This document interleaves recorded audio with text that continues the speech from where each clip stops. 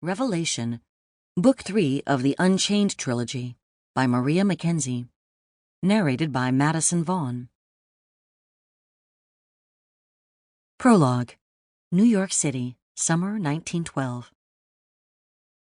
Dearest Gabe, I hope you, Father, Aunt Olivia, and our adorable little brothers Jason, Gregory, and Jonathan, and Grandmother and Grandfather are doing well.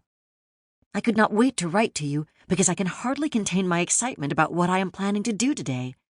Do not think me daffy, but I cannot tell you, at least not yet, although I wish I could. You see, if I do tell you, you might tell Father, and he might disapprove. It is scandalous enough that I am going behind Mother's back. I am not doing anything particularly bad, yet it is daring, to say the least. I will explain everything to you once I have executed the deed and then told Mother, at which time I will face the music. I am 14 now, or rather we are 14, and Grandmother has often told me of the difficult times she endured while raising Mother. I have been good, Gabriel, and I know you are aware of that. I do, however, want to spread my wings, as they say, and see what the world has to offer.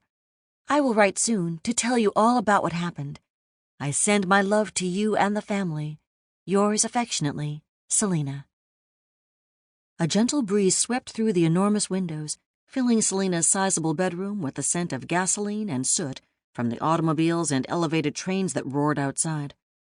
The soft wind tousled the fringe of bangs that covered her forehead. Sitting at her Queen Anne desk, Selina folded the letter she'd written to her twin brother. She had lived with her mother for 6 years now, still in the elegant brownstone at Central Park West and 86th Street that had originally belonged to her father. Selina missed Gabe as well as the rest of her relatives in California.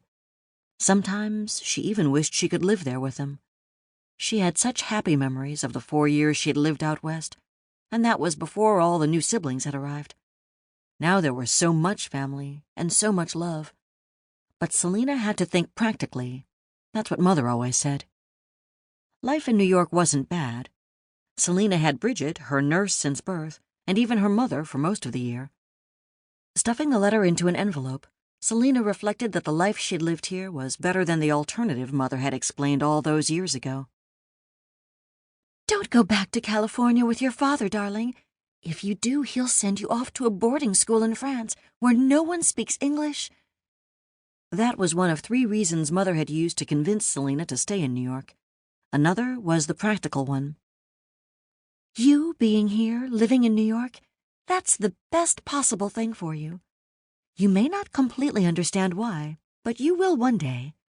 I promise you, Selina, your life here is better than it ever could be in California. It's not so much the living in New York that matters. It's you being with me, being white. Mother wasn't really white, but she looked white. Selina addressed the letter while thinking about the unfair treatment of Negroes she'd seen firsthand on several occasions.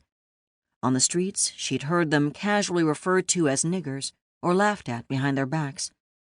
Selina had heard all kinds of rude comments spoken by unsuspecting individuals in all walks of life, from the hired help to her physician.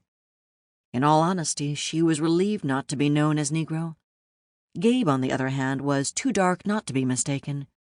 His honey-hued skin was the same color as Aunt Olivia's, which, according to Mother, was disadvantageous. You must always keep the Negro part of your background a secret, Mother had said to Selina. Never tell a soul. If you lived out west with all those colored relatives of yours, you couldn't very well hide the fact that you're colored too. It's best to forget about them. Don't visit them and pretend they don't exist. Selina sealed and stamped the letter. It was easier being white, she rationalized, but she wouldn't give up writing to her relatives in California even if Mother didn't approve. Gabe was there, her brother, her twin for heaven's sake, and the 3 boys that Father and Aunt Olivia had had together. The little boys didn't know Selina since she'd never gone back to California to visit, but she hoped that one day they would, at least through her letters. From the pictures she'd seen, one of them looked white, the youngest, and she wondered if someday he'd ever make a choice. Selina thought of her grandparents. They were in California, too. She still couldn't believe that her grandmother had actually been a slave, and that her grandfather, a white abolitionist, had fallen in love with her and helped her to...